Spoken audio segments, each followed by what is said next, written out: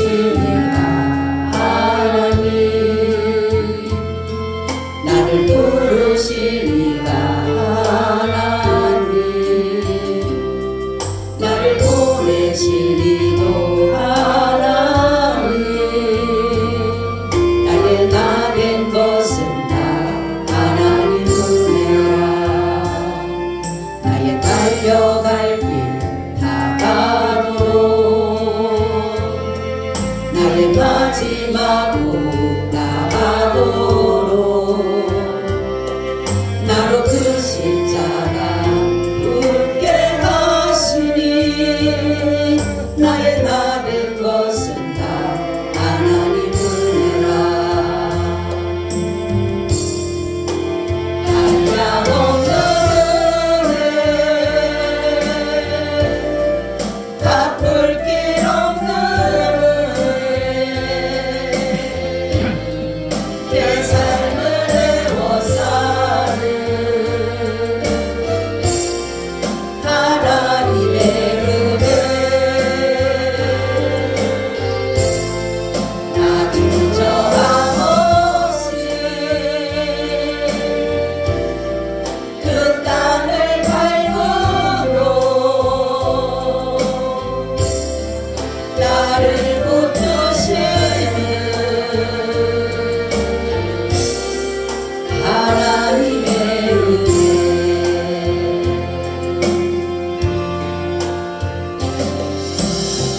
주님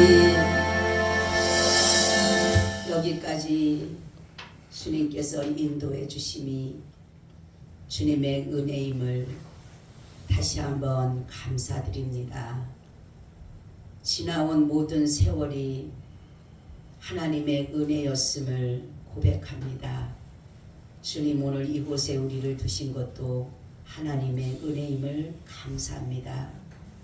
주님께서 저희를 너무나도 사랑해 주셔서 많은 사람들 가운데 구원의 길로 인도해 주시기 위해 부르셨고 택하셔서 또한 오늘도 이곳에 우리를 두셨사오니 오늘 우리에게 말씀해 주셔서 그 말씀을 잘 듣고 우리가 세상을 넉넉히 승리하며 살아가게 하여 주옵소서.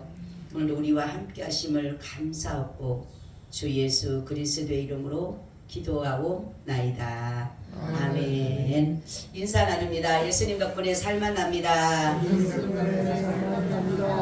예수님 덕분에 신바람 납니다. 예수님 덕분에 신바람 납니다. 예수님 한 분으로 만족합니다. 예수님 한 분으로 만족합니다. 예수님 최고세요. 최고세요. 예수님 만세 만세 만세 할렐루야. 아멘.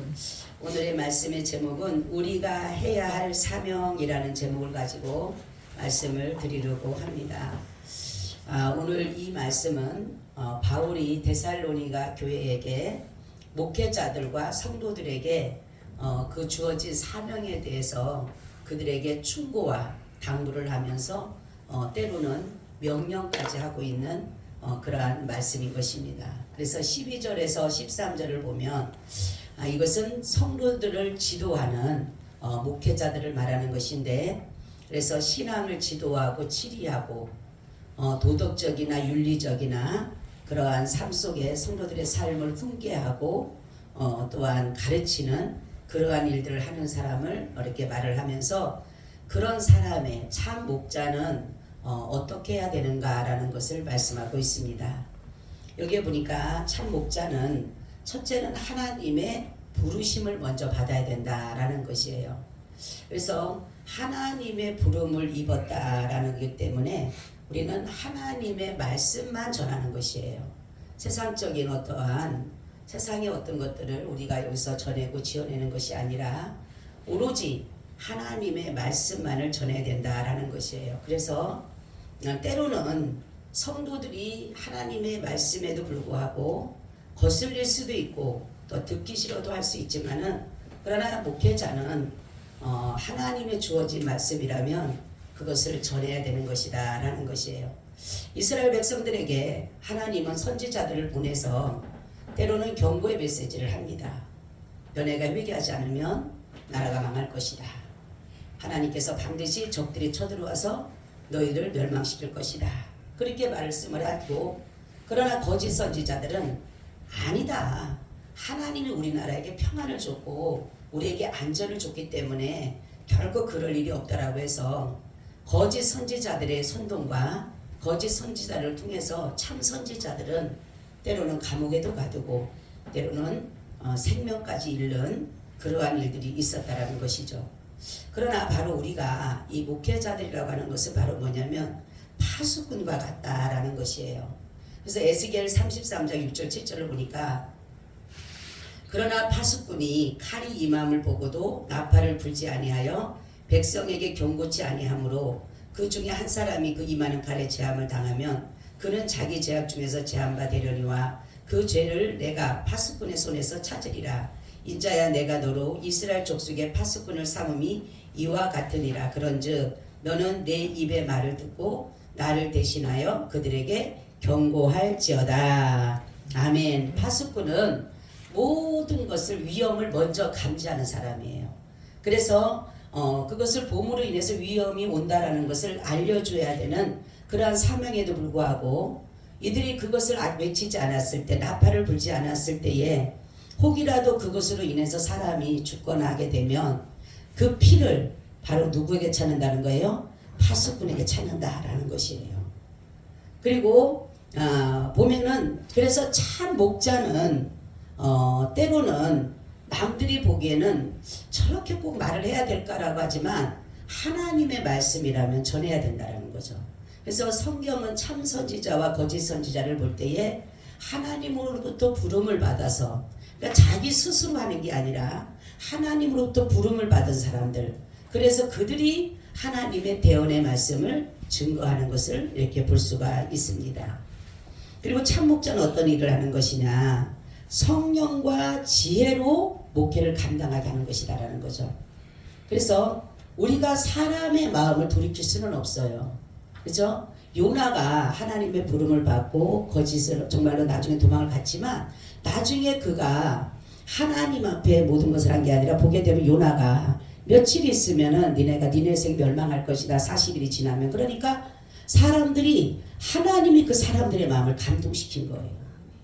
그렇기 때문에 이 마음의 감동은 바로 성령이 역사를 하셔야지만 이 마음의 감동이 일어나는 것이에요.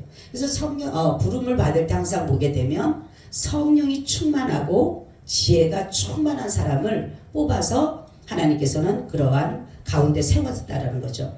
그래서 고린도전서 2장 10절 13절에도 보니까 오직 하나님이 성령으로 이것을 우리에게 보이셨으니 성령 모든 것 곧 하나님의 깊은 것이라 통달하시느니라. 사람의 사정을 사람의 속에 있는 영 외에는 누가 알리오? 이와 같이 하나님의 사정도 하나님의 영에는 아무도 알지 못하느니라. 우리가 세상의 영을 받지 아니하고 오직 하나님께로 온 영을 받았으니 이는 우리로 하여금 하나님께서 우리에게 은혜로 주신 것들을 알게 하려 하심이라. 우리가 이것을 말하였거니와 사람의 지혜에 가르친 말로 아니하고 오직 성령이 가르치신 것으로 하니 신령한 일은 신령한 것으로 분별하느니라 라는 것이에요.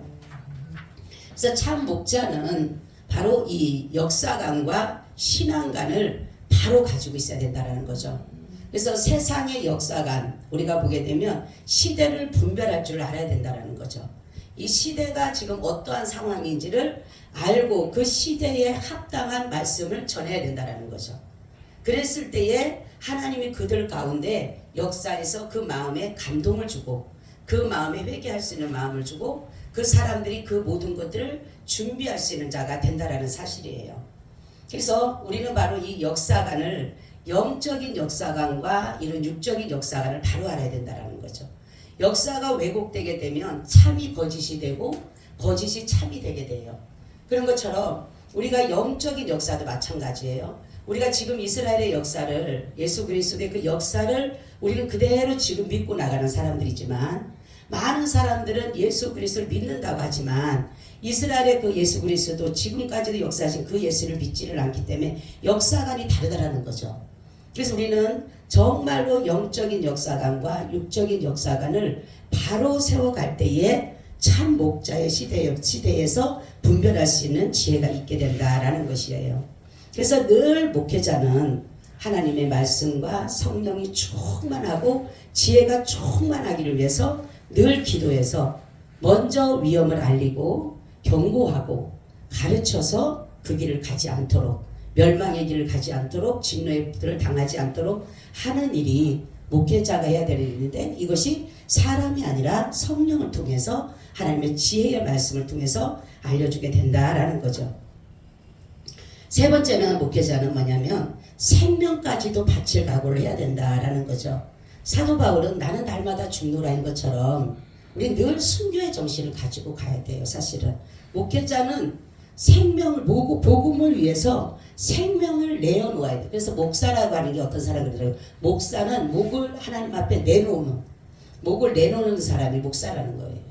그런 것처럼 우리는 목회자로서, 그래서 항상 우리는 순교할 각오를 가지고 어떠한 일이 있어도 우리 가장 먼저 앞장서서 가야 되는 사람들이에요. 그렇기 때문에 순교할 각오와 그러한 헌신의 마음을 갖지 않게 되면 우리는 계속적으로 뭡니까? 핑계대게 되고 합리화되게 되고 모든 것들에 정말 피하고 싶어하는 것이 되지만은, 그렇지만 우리는 참 목자는 어떠한 상황이라도 자기 목숨을 바칠 수 있는, 그래서 저도 늘 그래요. 하나님 어떤 상황이라도 순교의 대상이라면 순교할 수 있게 해달라고. 그리고 내 힘으로 안 되니까 주님이 내게 믿음 주셔서 강하고 탐대서 그 당시에도 내가 주님을 부인하지 않도록. 여러분 정말로 그 가마솥에 펄펄 끓는데 거기에 들어가야 될 상황도 있을 수 있고, 칼이, 위험이 여러 가지가 우리를 죽이러 갔을 때도 우리가 정말로 그 복음에 대한 그러한 가운데 참 목자의 마음이 아니라면은 우리는 다 그것을 두려워하게 되고 멀리하게 된다라는 거죠. 우리보다 믿음 좋은 사람들도 그러한 상황이 되다 보니까 자꾸만 뭡니까? 자기 생명이 더 귀한 것 같아요. 근데 우리는 어느 것보다 내 생명까지도 내어놓을 수 있는 그런 자들이 목회자의 길을 가는 것이다 라는 것이에요. 우리 여기 이제 목사 안수 받을 분들도 있고 그 길을 가는 사람들도 있는데, 이것을 꼭 기억해야 돼요. 첫째는 하나님의 부름을 받아야 되고, 그리고 성령과 지혜로 해야 되고, 그리고 내 목숨까지도 바칠 각오로 가야 된다는 거죠. 우린 세상의 어떤 직업이 아니에요. 목회자는 세상의 어떤 부와 영화를 누리는 것이 아니에요. 정말로 어찌 보면은 세상에서 가난하고 세상에서 아주 비천한 것 같고 나약한 것 같지만, 어떠한 위기가 오거나 어떠한 환난이 오거나 어떠한 문제가 오면은 가장 강하게 일어나는 것이 목회자입니다. 그렇기 때문에 우리가 성령으로 거듭나지 않고 성령으로 지혜로 하지 않으면 결코 이 모든 것들을 내가 생명을 바치기가 쉽지가 않다라는 거죠. 그런 각오를 가지고 목사를 해야 돼요. 저도 늘 그런 게, 내가 주님을 위해서 죽을 수 있는가. 늘 우리는 그것을 해야 돼. 그냥 내가 아유 목사 하면 하겠지, 아유 하나님 말씀 줬으니까, 아니에요. 여기 서면요 여러 가지 얼마나 사단들이 죽이려고 하는지 몰라요.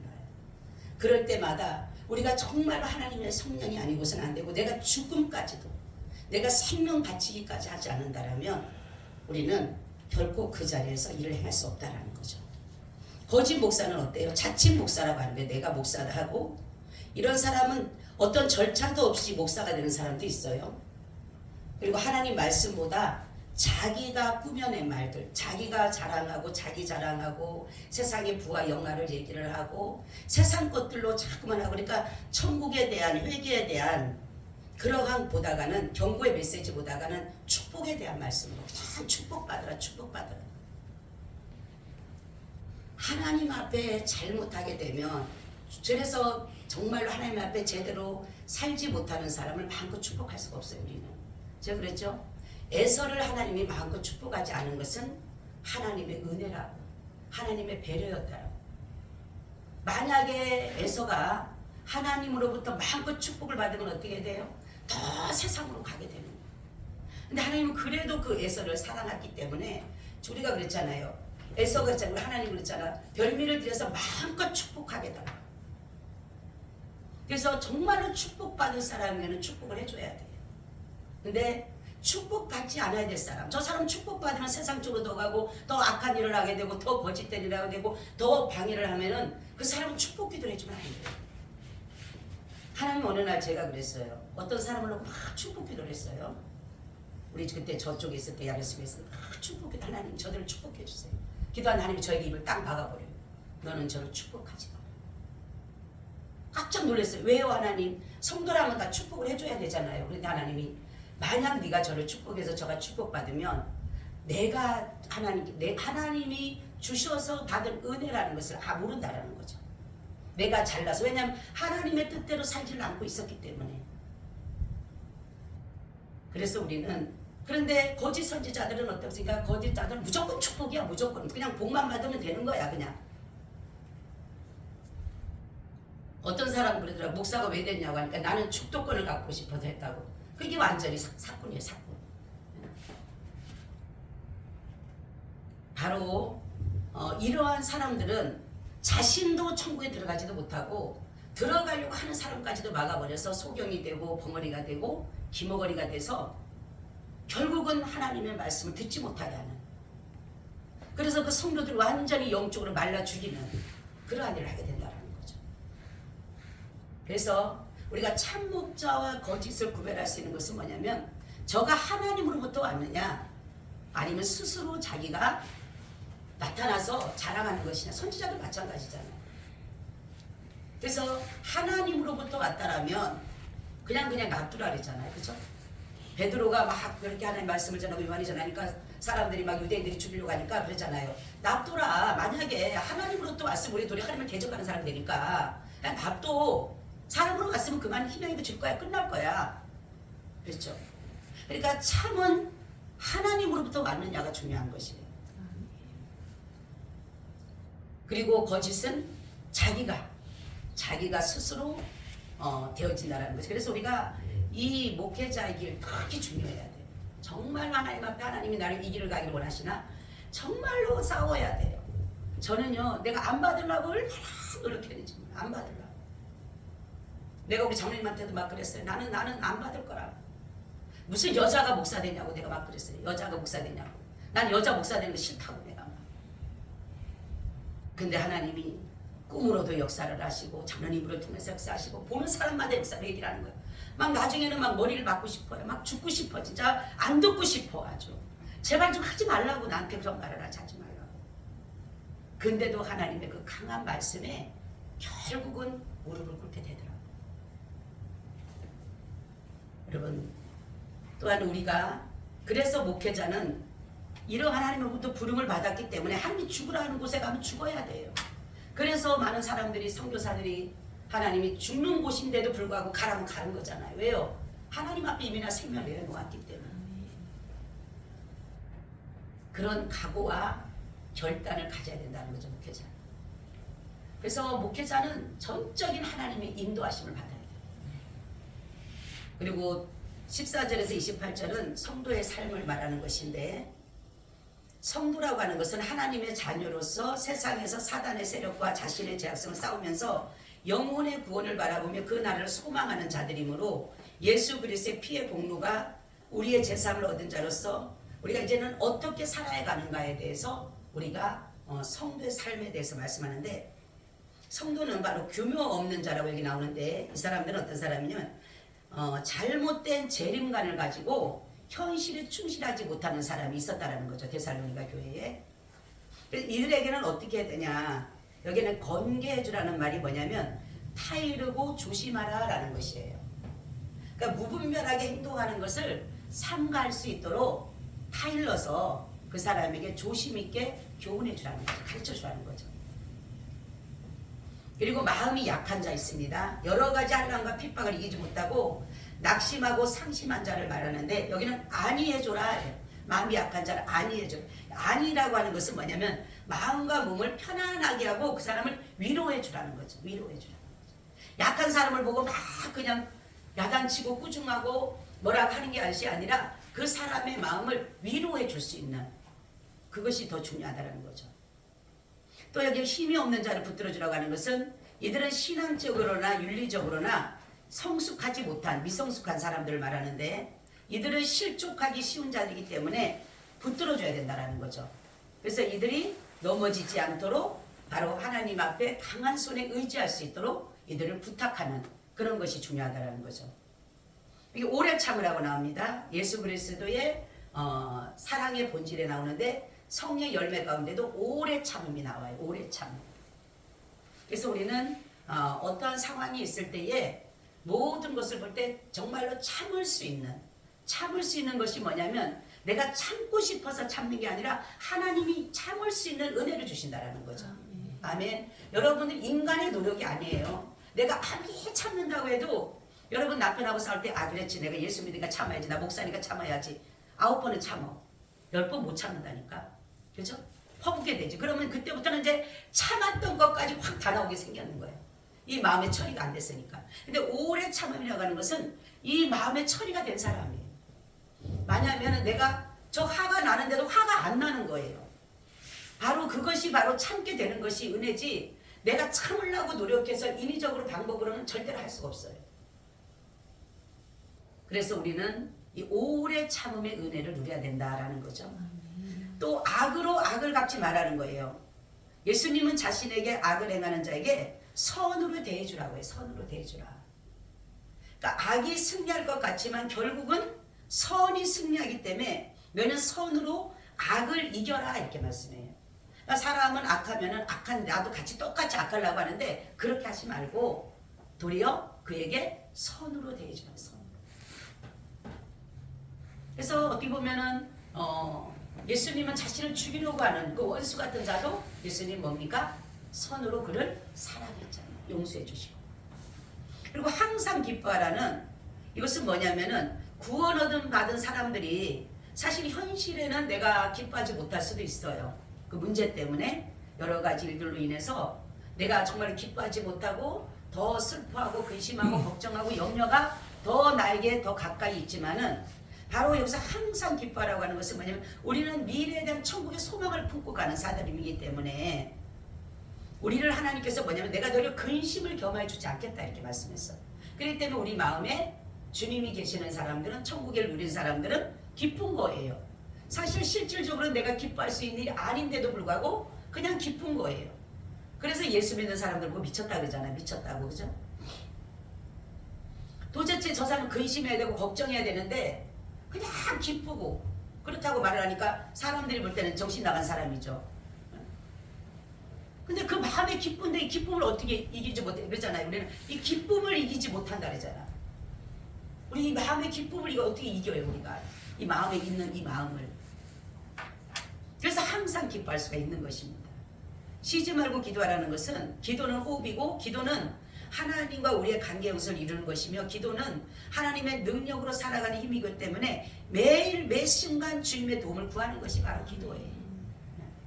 우리의 힘으로는 살아갈 수 없잖아. 그렇죠? 여러분 내가 아무리 강한다 할지라도 나보다 더 강한 문제들이 내게 다가오면 나는 이겨나갈 수가 없잖아. 그래서 우리의 한계를 뛰어넘는 것이 바로 기도입니다. 아멘. 내 입을 넓게 열라는 것은 내 한계적인 것이 아니라 한계를 뛰어넘는 것에 대한 기도를 하라는 거예요. 그러니까 주님의 기준으로 주님의 뜻으로 기도를 하라는 거예요. 그럼 모든 것이 다 가능하게 돼 있는 거예요. 자, 범사에 감사라는 우리는 대부분 내 뜻을 이루려고 사람들이 많이 기도를 해요. 문제를 만나게 되면.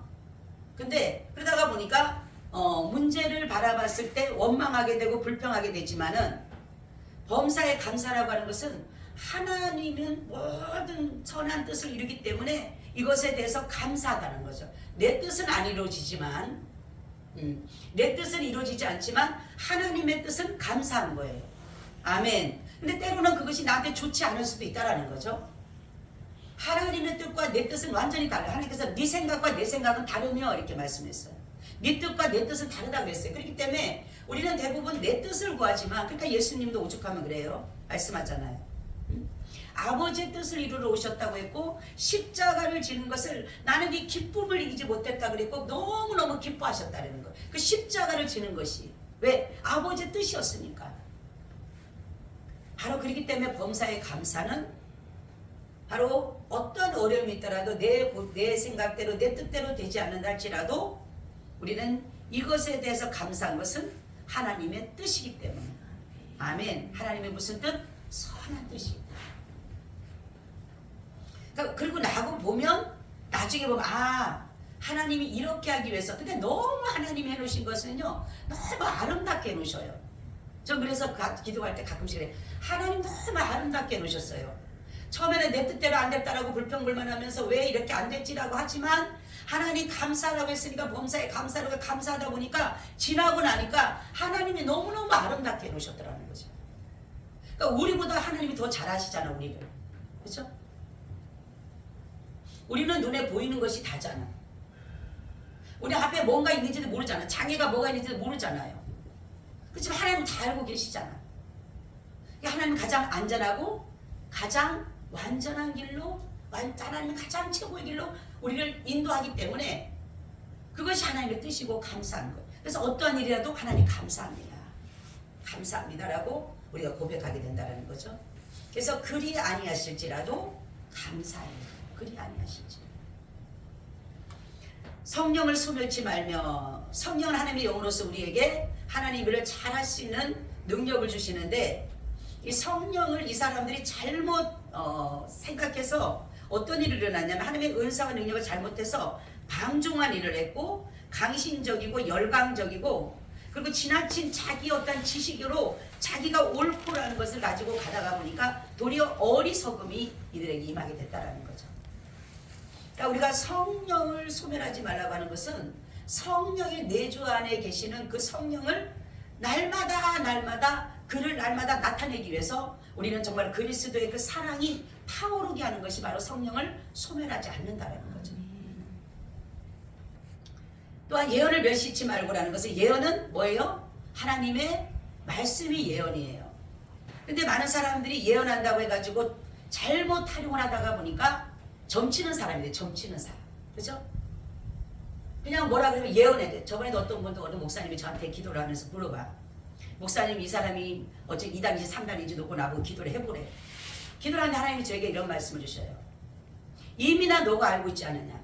그 사람이 2단인지 3단인지 네가 알고 있으면서 그거를 무슨 기도를 할 필요가 뭐가 있느냐. 증거가 있지 않느냐. 증표가 있지 않느냐. 그렇게 말씀하는 거예요. 그래서 제가 그랬어요.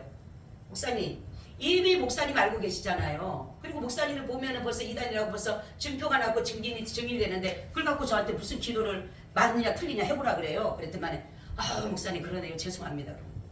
우리는 그런 점치는 게 아니잖아요.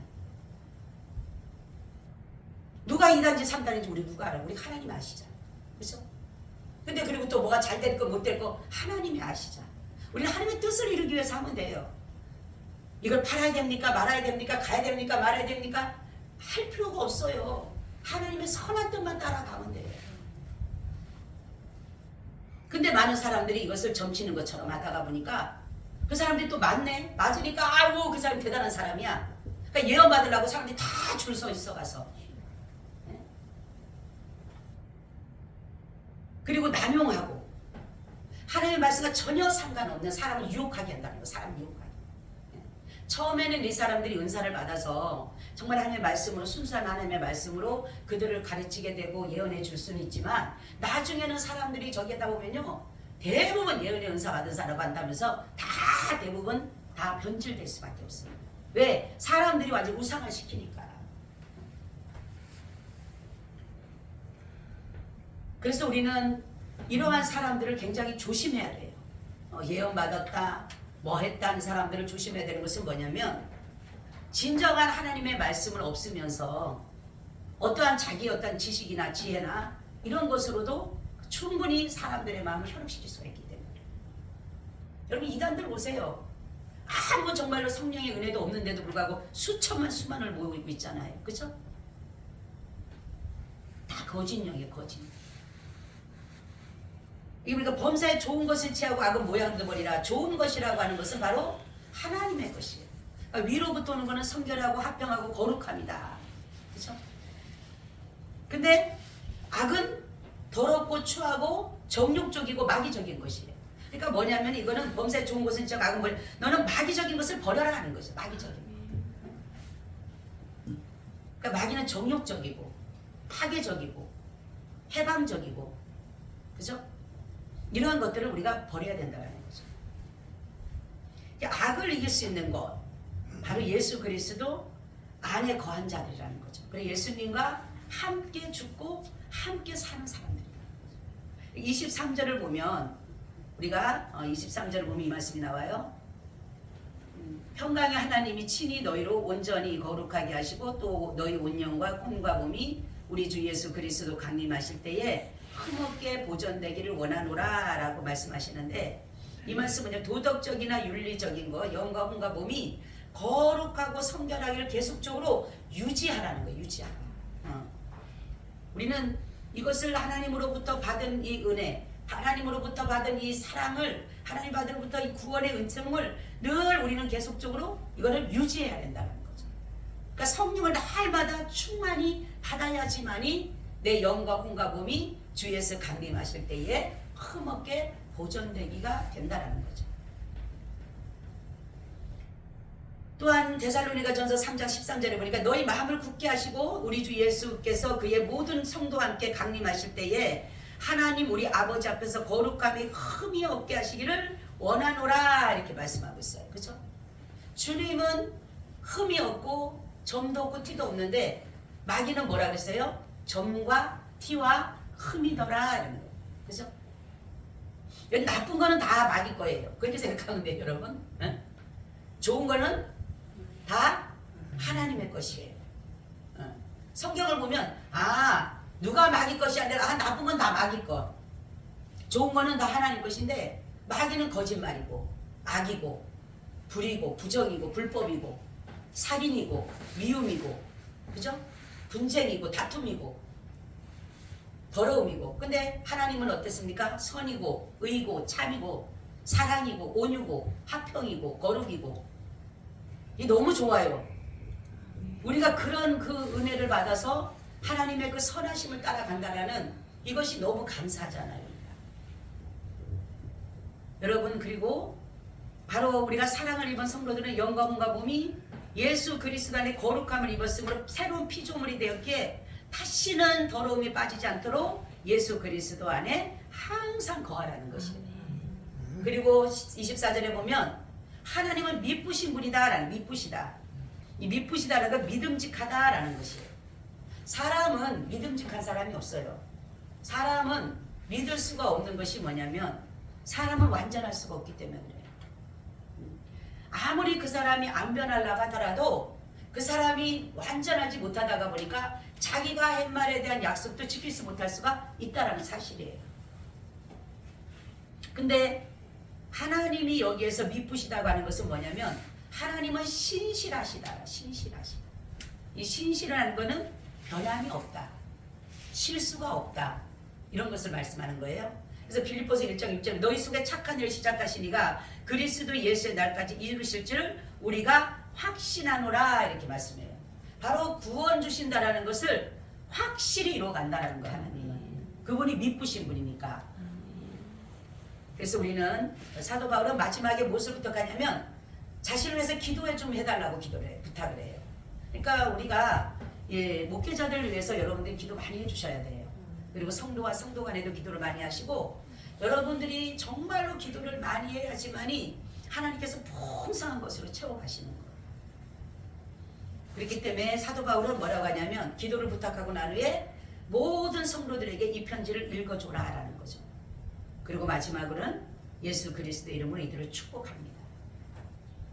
그러므로 우리에게 주어진 사명은 하나님의 말씀을 전하는 것이고 그 말씀을 따라서 살아가는 것입니다. 모든 것이 하나님의 은혜였고 하나님으로부터 온 것이며 우리는 또 하나님으로부터 갈 것이에요. 하나님. 처음과 나중이 된다는 것은 시작도 하시고 끝도 하신 분이에요.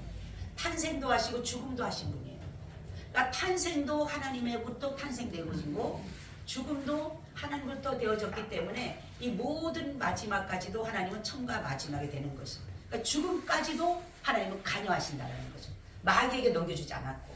그죠? 이게 너무 감사하잖아요. 마귀, 사망은 원래가 마귀가 가지고 있었잖아요. 그래서 마귀가 사망의 왕노릇했잖아요.